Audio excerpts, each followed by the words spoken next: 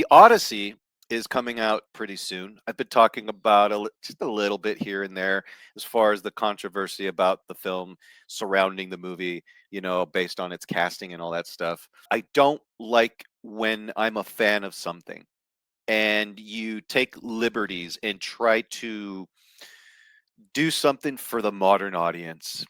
That's already a red flag.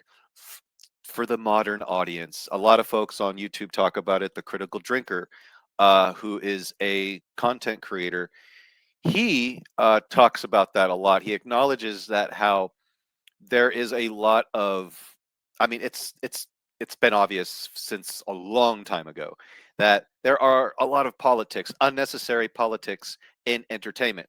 Sometimes it's very just in your face, sometimes it's subtle, sometimes it can just kind of pass like a fart in the wind due to the writers and the directors failing to convey the message to its audience, kind of like Barbie. The controversy surrounding the Odyssey, want to see something that you read and you envisioned in your brain be adapted correctly. And I am going to be the cheerleader for, of course, for the fans, the people who, read this stuff, watch this stuff, and just spend a lot of money being a fan. It's not a job, it's they love this stuff, So when a creative comes in and takes said property and takes a giant piss on it, yeah, it's going to ruffle some feathers. Okay, so my thing is with the Odyssey, I have no personal investment in this story. I'm not going to go on Twitter and pretend like I really care, calling Lupita Nyong'o a dumb bitch just because she got something wrong in an interview and something that's just like stupid to say, but she didn't do anything to me or my son, or my daughter, to my family. No, she didn't do anything to me personally, so I wouldn't call her a bitch. But there's people online that will just fucking just decimate you, man. Like it's insane about like I get it. Celebrities say stupid shit. They say a lot of stupid shit to kind of fit in with the middle class crowd because they are so out of touch with all of us and that part of society because they are surrounded by luxury. And every single person kisses their ass, maybe except for the person that works at Target that's ringing them up. I don't know. It's disingenuous for sure, and so some of the things that these people say, it's just wild. And the crazy thing is, they truly think that they are correct, that they are, so profound, in what they say and all this stuff about said subject, Um, and what Lupita Nyong'o said, in those junkets, in that specific one that I displayed, there's just this thing where you're like, okay, just stop, stop talking, stop talking. It's already bad enough that people are pissed off about your casting, but when you start adding layers to the mountain of shit that the Triceratops has released for Jeff Goldblum to walk up to and go, now that is a bigger pile of shit. That is one big pile of shit. And if you were to ask me like a couple of days ago if this movie is going to flop, I would have been like, hell no, it's a Christopher Nolan movie, man. This guy could take, anything and turn it into, something amazing. And the more I see about this movie, like even from the casting of like Matt Damon, it's just understanding that it's Greek mythology, understanding also that I had to kind of do my homework about the Odyssey and understand who these characters are, so I understand what I'm talking about. And I was like, oh, that's the person who Matt Damon's playing. When I watched Troy, I thought Troy was a fucking awesome film. I loved Troy. There was just that movie I had a lot of fun with. Um, but then years later this comes out, or this is about to be released and then people are talking about it, and then all of a sudden Troy is not a good movie. It's not a safe space kind of film. It's white trash. It's like, man, our society sucks so fucking bad. They're so wishy-washy, all because of who's sitting in Washington right now. It's fucking stupid. And so like like people just got dumb and they became dumber like 6 years ago.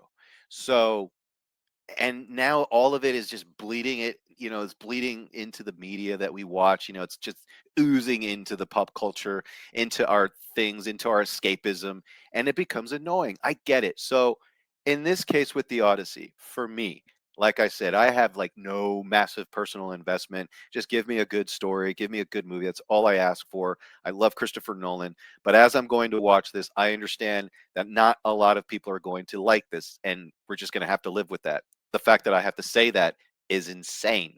So when I see, folks online, talking about, I don't even want to spend my money on this shit, blah, blah, blah, and they haven't even seen the film, I ain't going to argue with you, man. I get it. I totally get it. A lot of the things that I love has been pissed on, shit on.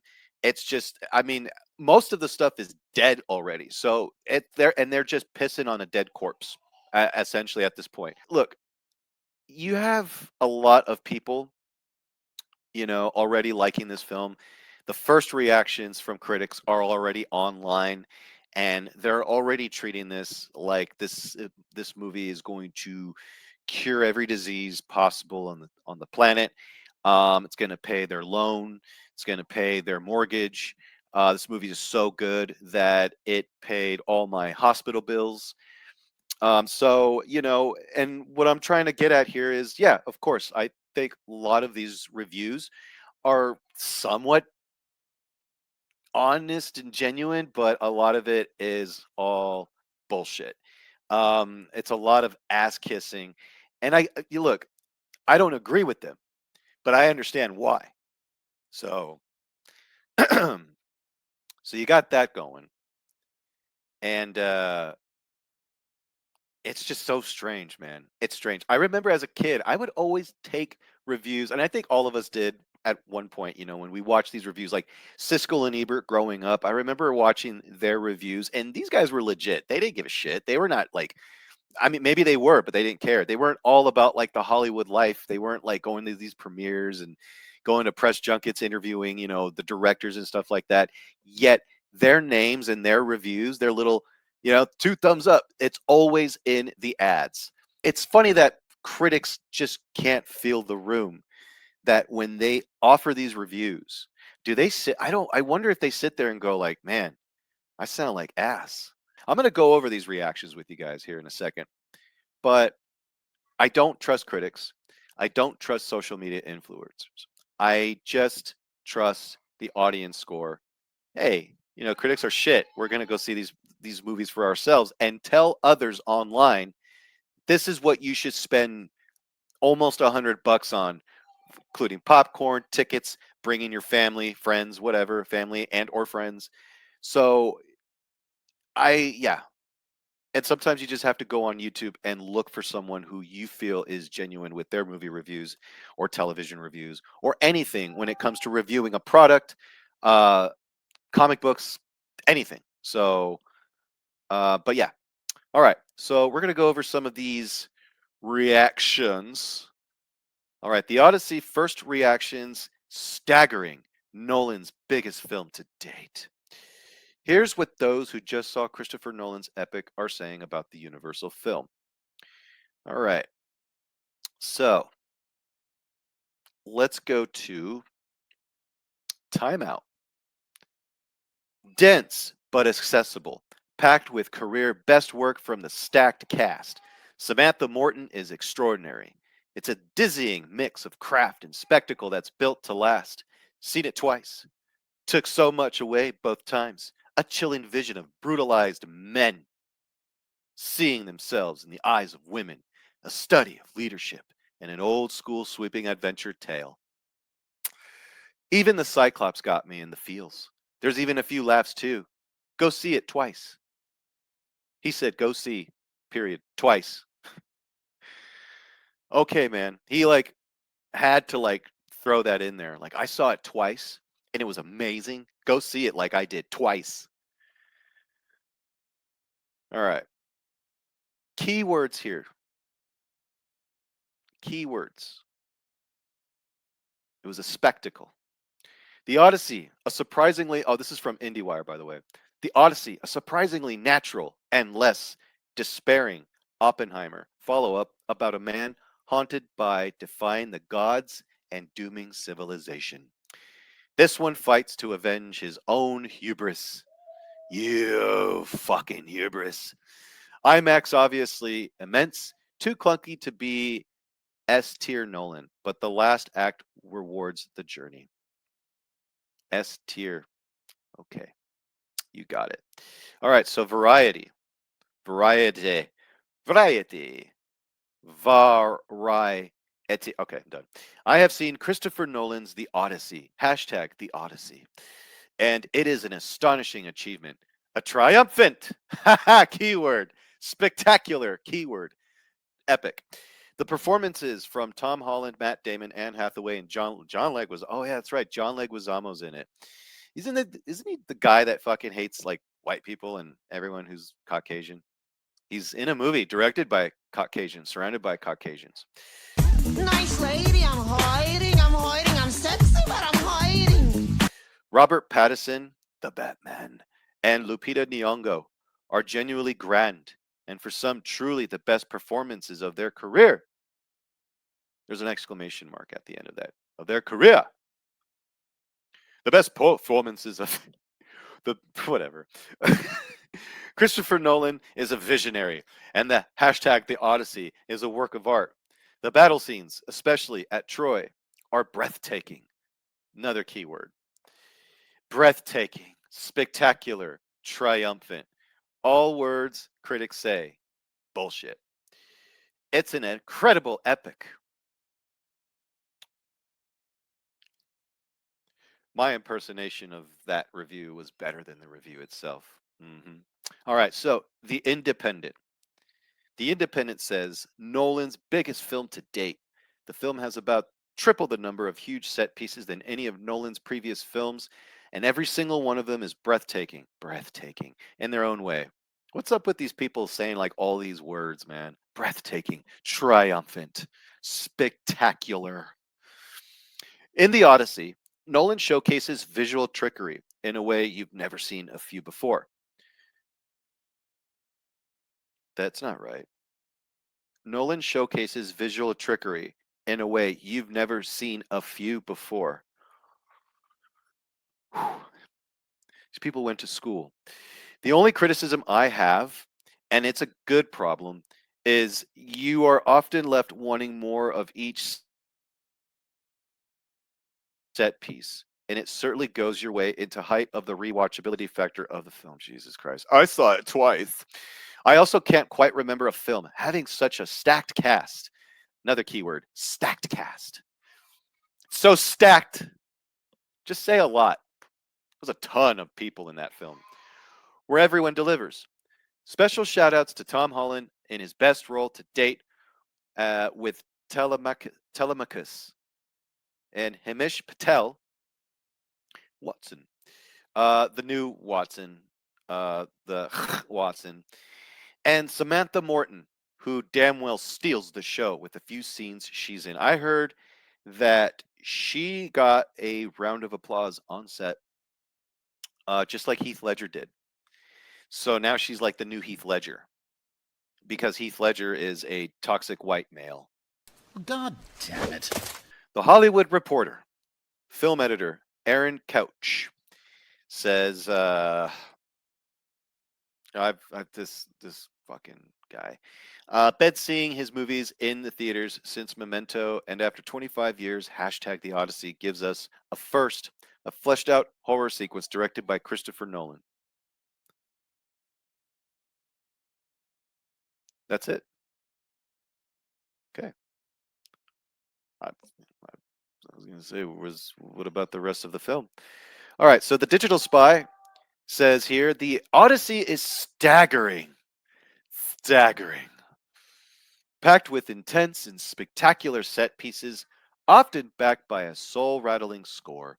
It builds to a final act that's as good as anything Nolan's done.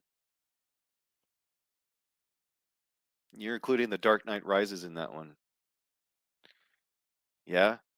All right, so purists might balk at the adaptation changes, but as an experience, nobody is doing it like Nolan. All right. Let's get to fucking shit balls collider. I sort of talked about you here just a short time ago. Christopher Nolan's The Odyssey. It's incredible. I've been lucky enough to watch it twice.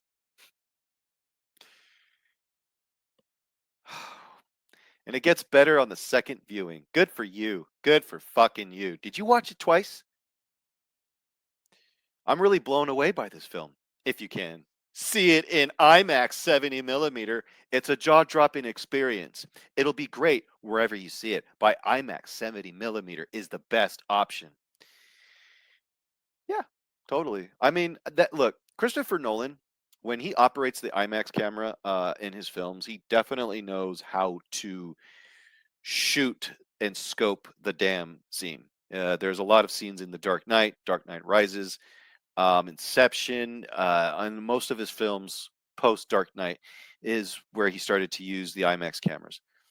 I I I dig it. I wish he can. I don't know.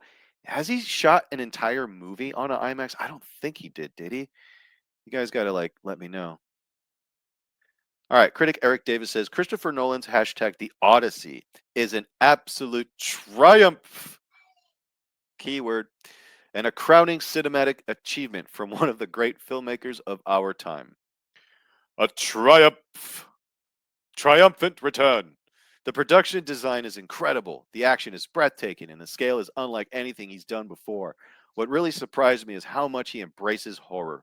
Anne Hathaway is incredible, Matt Damon is excellent, and Tom Holland continues to prove he could just do about anything. But Robert Pattinson absolutely stole the show for me as the Batman. I'm kidding. Look, it's the must see cinematic event of the summer and quite possibly the year. I can't wait to watch it again. Don't go see Spider Man. All right. So that's about it there. That is it. Look, I'm interested in seeing it for just a couple of reasons. For obvious, I'm curious how Christopher Nolan is handling this story. Uh, not really understanding what it was about in the first place, and then reading about it, and just kind of reading an overview of the entire story and all of those things. Yes, I did spoil the ending of the Odyssey for me because I wanted to understand what the hell the story, where it was going, all that stuff, and it's pretty cool. It's pretty cool. So I will watch. Maybe sadly for a lot of you, this will be the first version I will watch adaptation ever, anything of the Odyssey. I'm going to watch it. So, um, one thing I will say from the trailers that I don't like already going in, and this is 100% fact that I already know that this is going to happen. The dialogue. I don't like the way they speak. They speak modern in this film. And when you have a Greek mythology film that's very, very like period piece, like a motherfucker, right? And you have people talking like this, oh man, we got to go get those guys. You lost me. So I'm curious how they're going to handle that in the film because honestly, like all it takes is one sentence, and I'm out. At least you can kind of give me or give the audience, for the most part, the way they spoke then, speak how they would have spoken then. But I don't know. I don't know. And that's why a big part of me is like, I think this movie is not going to be a massive hit. I think it'll be a nice weekender, but after that, I mean, I don't know. You're still running against films like Toy Story 5, which people are going to go see. School's about to start soon. So there's going to be a lot of parents wanting to take their kids to go see and do stuff before school begins. And it has a chance at just being dethroned by a bunch of kids' films and movies I mean, honestly, we don't know if people want to go see a movie like The Odyssey. I mean, people like myself, people like you guys, who love movies and storytelling and all that stuff, will go see it. But it's like, will your neighbor go see it? Is the guy at Home Depot who really loves cardboard even interested in a Greek fantasy. You know what I'm saying? Like it's just it's I don't know. I looked at the ticket sales on Fandango to the busiest theaters here in Vegas, and there's like nothing sold for most of the showings. But then I go to Spider-Man Brand New Day, and it's like every theater almost for the most part for almost every showing, it's all sold out. I mean, it's weird. I mean, check out your local theater and do the same. See where you can kind of get a head count, I guess, you know. It's just wild, man. It's just wild. But I will check it out. I will check it out. I will go see it. Um, so yeah.